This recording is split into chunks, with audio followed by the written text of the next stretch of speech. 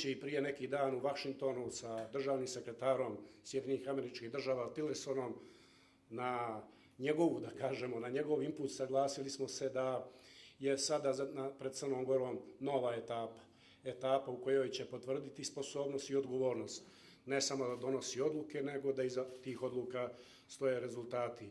A jedna od ključnih naših opredeljenja nakon ovog važnog čina jeste unapređenje naše ekonomije i doprinos razvoju.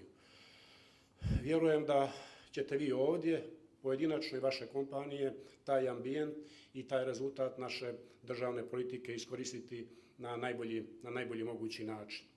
Bez mira i stabilnosti, bez sigurnog poslovnog ambijenta, bez osjećaja sigurnosti za sopstveni kapital, nema napretka i nema razvoja. Država i mi zajedno smo taj preduslov, kao što sam rekao, već stvorili.